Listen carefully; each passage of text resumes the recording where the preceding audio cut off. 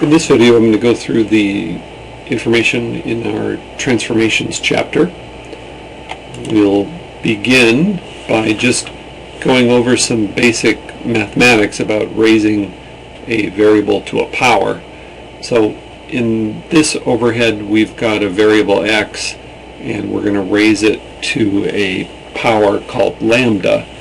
And lambda is what controls what transformation or what mathematical operation is going to be performed on this variable. So notice that if lambda equals 1, it's just whatever the value is raised to the first power, which does nothing. It doesn't change the value. Notice that if lambda is a half, that means that we are raising the variable to the 1/2 power, which is the same as a square root function. If lambda would be -1, that would be like taking the reciprocal, or 1 over x. Lambda equals 2 would be like squaring the variable. And I want to remind you about logarithms as well. So for example, if a variable was a value of 100, in terms of a logarithm of base 10, the log base 10 of 100 is actually 2, because the log is defined to be the power that you need to raise 10 to get 100. So what power do you need to raise 10 to obtain 100? Well, the second power. 10 to the second power gives you 100. Therefore, the log base 10 of 100 is 2. And that'll remind you a little bit about what logarithms are about. On our next slide, we'll illustrate where we might use this.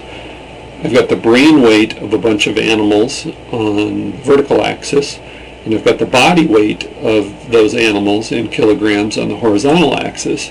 And I'm interested in, what's the relationship between the brain and the body weights for these 62 animals.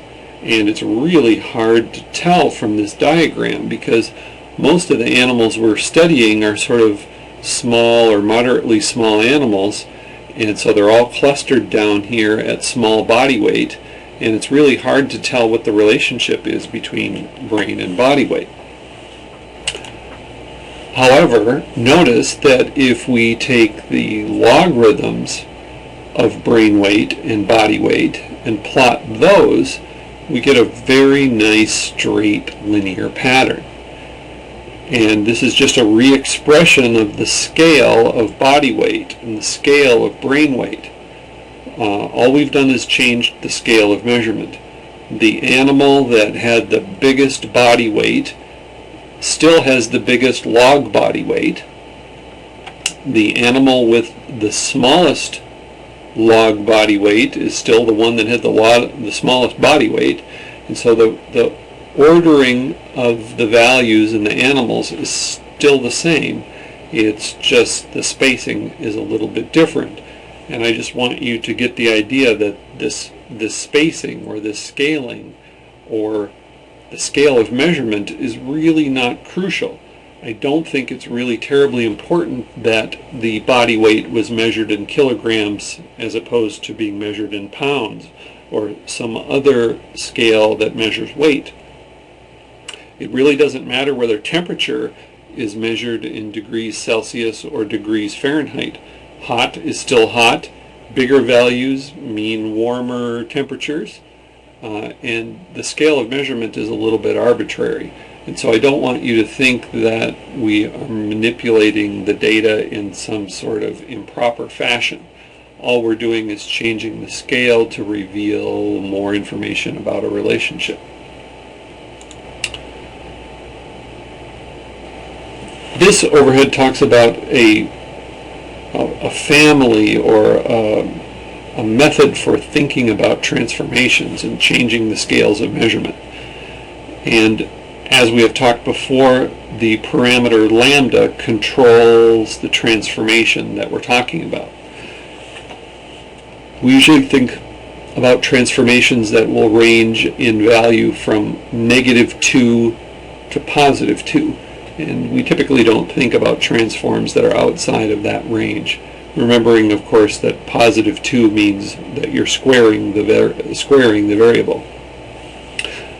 Reminding you again that lambda equals 1 means you do nothing. It's the original scale. Square root means lambda is 0.5. And the modification here that you need to be aware of is that logarithms are essentially equivalent to the transform lambda equals 0.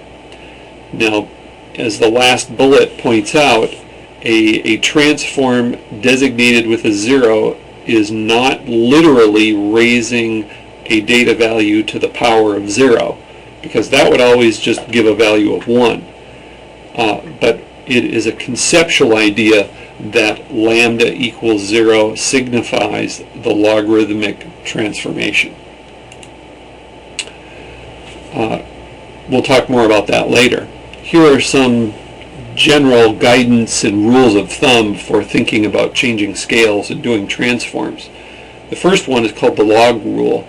If you get a variable that ranges over 1 order of magnitude, and the variable is positive, then something like a log transform is going to be helpful.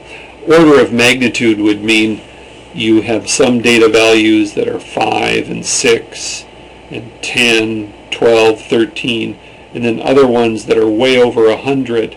That's an order of magnitude change, or values that are 5, 6, 10, 13, and then maybe 1,000. Those are orders of magnitude. When there's additional digits into the number, so that the number is made up of 1 digit, or 2 digits, or 3 digits, the numbers of digits that it takes to represent the number is an order of magnitude. Another rule in the second bullet is called the range rule. If the difference between the biggest and the smallest value in your data set is less than 1 order of magnitude, then transforming that particular variable is probably not going to be very helpful.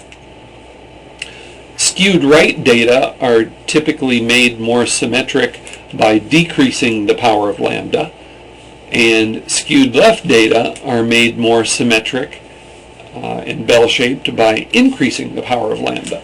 Those are 2 really good general bullet guidelines to have in your head about transforming skewed data either by increasing the power or decreasing the power depending on the skew. Remember, skewed right data has a long right tail drifting out towards the big values, and you can make that more symmetric by dropping the power of lambda. The scaled power transformation family is a more explicit representation about what is going on when we change the scale of measurement of a variable x. When lambda is not equal to 0, so something like lambda equals square root or something, the scaled power transformation of x would be to take the value of x, raise it to the lambda power, subtract off 1, and divide that whole quantity by the transform setting lambda. And that looks complicated, and I guess it is, but if you really strip away the -1 and the dividing by lambda, really what you are left with here is x raised to the lambda power. So as long as you're not using a lambda value of 0, you can think about what you are doing here as like raising the value of the variable to the lambda power. And you would really not be conceptually wrong with what's going on. That is really essentially what is going on when you change a power transform value to be a lambda of whatever you specify. The difficulty comes when you think about what a lambda of 0 means, and that's why this has a special line in the equation for that a lambda of 0 really signifies the logarithm of x. And it does turn out mathematically that if you let lambda get closer and closer to 0 in this function, that function does start to behave like the logarithm. And so this is not just a totally made up, pulled out of the hat thing that makes no sense. It does mathematically make sense that as you let this expression lambda go to 0, you do start to get behavior like the logarithm. And so that's called the scale power transformation family. And how we use it, we'll start in right here. One thing we might want to think about is changing the scale of measurement on a predictor X so that a nice linear, simple linear regression model will be appropriate. The mean function of y as a function of x is an intercept plus a slope times perhaps a transformed version of x. And if we could just transform x correctly, we could have a nice shot at a simple linear regression model being appropriate and useful. Well, what we could do here is we could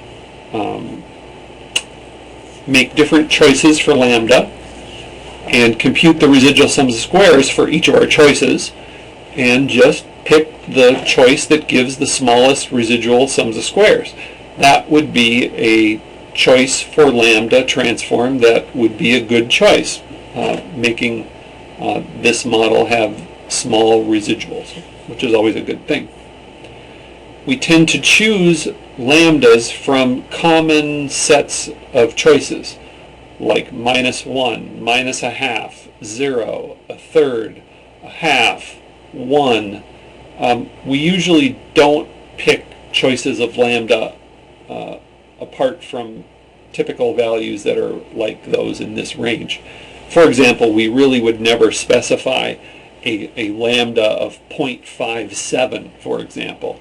That's just silly. That's just ridiculous. That's close enough to a lambda of 0.5 or 1/2 that we would just choose that one. There are some built-in tools in R, in particular in the CAR package, to help us pick the right transform for a predictor X. And I'm going to talk to you in this lecture about the inverse transform plot. And I have an example here from the prestige data in the CAR package. And I'm trying to build a model between a prestige variable and an income variable. And you can see that from this scatter plot there is kind of a curved pattern between income and prestige. And if we could straighten out the pattern by changing the scale of measurement of income, we might be able to do a simple linear regression model more effectively. And the inverse transformation plot function asks us for the response, prestige, the predictor, income, the data set that it comes from, and notice it gives us some printed output showing that the smallest residual sums of squares comes from a lambda of 0.349. And that would suggest that a lambda that we would choose of about 1/3, 0.33, would be a really good pick. You can see what the plot method does, however. It puts different lambda choices over this function so that you can see that, for example, a reciprocal, a lambda of -1/2, is designated by this dashed red line. And this dashed red line does not match the pattern of the points at all. It's clearly not a good match to the pattern we see in the scatter plot. And so therefore, that would not be an appropriate transform to linearize the plot. Basically, the right transform to linearize the plot is the superimposed curve that goes through these points the best, and it appears to be something right around this black curve, which is the 0.35 power. And that's how we would know that a power like that one is a good one. Notice that doing nothing is the blue curve, And the blue curve is not too bad, but it sort of loses the message out here at big values of income, and at small values of income it doesn't do a very good job. And so visually we can see that black is better than blue, and that we should really do something here for our transform. And on this one, overhead 12, I point out explicitly that I would pick something like a lambda of 1/3 to better transform the predictor income. Now we're going to talk about the possibility that maybe the way to make a data situation more appropriate for doing analysis is to change the response variable. And so what I'm saying here is that perhaps with a transformed version of y, represented by t of y, a new scale of measurement of y produces a mean function that is a linear one with an intercept, a slope times x. And so if a transformed response can make a nice linear mean function, I guess what we got to do is figure out how to find the right transform of y. And there is a result that is sort of beyond the scope of this class that tells us that the right transform is really amazingly specified by the reverse mean function of the typical value of x plotted against y. And that, of course, is a function of y.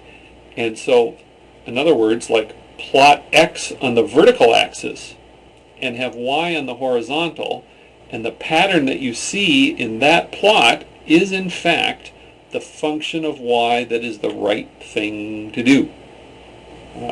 Kind of a remarkable result, and we'll see results for doing this and this thinking coming up later in this lecture. So what we need to do is sort of figure out what's the right transform of y that makes this inverse mean function nice and linear. And we'll be working on ways to do that. We're going to go back to that idea and instead talk about the second big way that we think about transforming the response variable y. It turns out that in this sort of modified power family, just a sort of complicated re-expression of y in terms of a transform parameter lambda sub y. Notice you've seen things like this before. When lambda sub y is not 0, we have this kind of power family, and that when lambda y is 0, we basically have a logarithm. What this all means on overhead 16 is that there's a method called the Box-Cox method. And what it does is it basically runs through many values of lambda, and we estimate a model for every transformed selection of y. We estimate it. We estimate a mean function as a function of the predictor or predictor's x. And we go through and we figure out the residual sums of squares for each of these models. And then we plot the residual sums of squares that we get as a function of the lambda choices. And we pick the lambda choice that produces the smallest residual sums of squares. And this technique is called the Box-Cox method. And we'll be talking more about that later in this lecture. So first of all, there is the Box-Cox method for picking a transform for the response, and there is the plotting method that we've sort of talked about here back on overheads like 14, 15, like that.